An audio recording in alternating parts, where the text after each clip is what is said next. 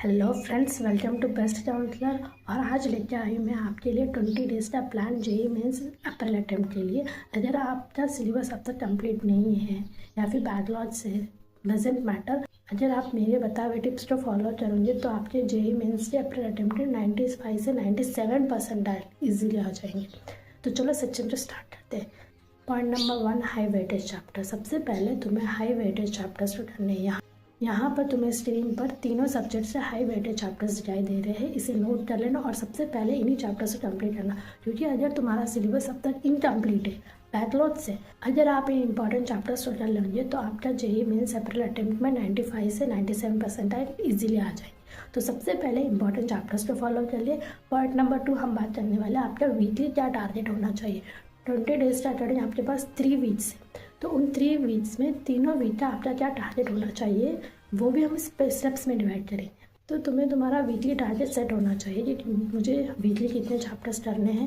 तुम्हें चैप्टर्स को भी इक्वली डिवाइड करने हैं। जैसे अगर तुम्हारा कोई चैप्टर इजी है तो इजी चैप्टर्स को पूरी एक वीक में मत रख देना कि भाई तुम्हें तो लग रहा है कि जेईई मेंस बहुत ईजी है तो पूरे इजी टॉपिक से, और तुम पूरे हार्ड चैप्टर्स को भी एक ही वीक में मत रख देना कि भाई कि तुम्हारा कॉन्फिडेंस पूरा ही लो हो रहा है कि ये तो इतने हार्ड चैप्टर से मैं कैसे करूँगा, मेरा जेईई मेंस क्लियर हो जाए भी कि नहीं, मेरे कट ऑफ क्लियर हो, मेरी उतनी परसेंटाइल आएगी भी कि नहीं। तो तुम्हें इस तरीके से चैप्टर्स को डिस्ट्रीब्यूट नहीं करना है। तुम्हारा ईजी, मीडियम, हाई तीनों टाइप्स के चैप्टर्स को इक्वली तीनों वीक्स में डिवाइड करना है। नंबर 2, डेली नाइट को सोने से पहले नेक्स्ट डे का पूरा प्लान रेडी होना चाहिए। और जब तुम दूसरे दिन उठोगे तो तुम्हारा माइंड सेट हो जाओ उसी प्लान को फॉलो करने के लिए। तो सोने से पहले अपना नेक्स्ट डे का पूरा प्लान बना के रखो। Point number 3, daily revision target. आपको डेली 40 से 55 क्वेश्चन प्रैक्टिस करने का मतलब ये नहीं कि सिर्फ सॉल्व करा हो गया, नहीं। आपको प्रैक्टिस करने का मतलब है कि आपको स्पीड एक अच्छी स्पीड से करनी है और एक्यूरेसी को मेंटेन करते हुए। ऐसा नहीं कि आप एक क्वेश्चन करने में आप 15-20 मिनट लगा रहे हो, इस तरीके से नहीं करना है। आपको हर क्वेश्चन सॉल्व करने के बाद देखना होगा कि इस चैप्टर से मैंने कितना टाइम स्पेंड किया। अगर मैंने 5 से 10 मिनट लगाए तो इसमें इतना ज़्यादा टाइम क्यों लगा। क्या कोई और भी तरीका हो सकता है जिससे मैं इस क्वेश्चन को easily within 2 to 3 minute solve कर सकूँ। आपको वो स्ट्रैटेजी लेके चलनी है।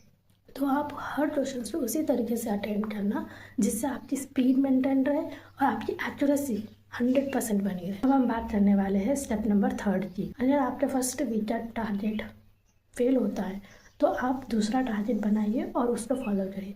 फेल होता है तो ऐसा नहीं करना है कि हमने टाइम टेबल सेट किया, 2 दिन का ट्राई किया और हमसे फॉलो नहीं, अब हम नेक्स्ट वीक दूसरा टारगेट बनाएंगे, दूसरा टाइम टेबल बना के उसे फॉलो करेंगे।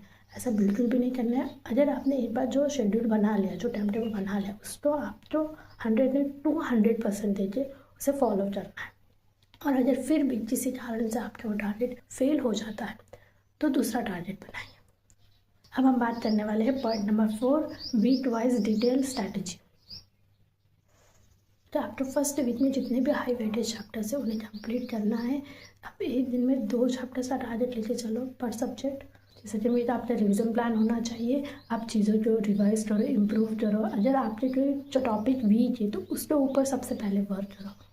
और आप वीकली 2 फुल मॉक टेस्ट दो और हर सब्जेक्ट से एक सब्जेक्ट टेस्ट दो। और अगर आप मॉक टेस्ट दे रहे हो और जब आप मॉक टेस्ट देते हो तो आप अपना जो टाइम टारगेट है वो 3 घंटे का ना करके 2.5 घंटे का रखो।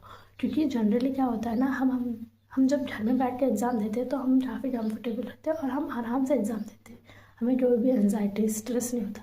लेकिन जो एग्ज़ाम हॉल का होता है वो इन्वायरमेंट थोड़ा अलग होता है, उसमें हमें स्ट्रेस एंजाइटी होती है। आप अपना मॉक टेस्ट 2.5 घंटे में दो, सबका अलग अलग टाइम टेबल होता है। तो आप सिर्फ आप ही अपना एक बेस्ट टाइम टेबल बना सकते हो, उसे बनाइए, फॉलो कीजिए, अपना 200% दीजिए। और ऐसे इंटरेस्टिंग वीडियोस के लिए सब्सक्राइब टू आवर चैनल।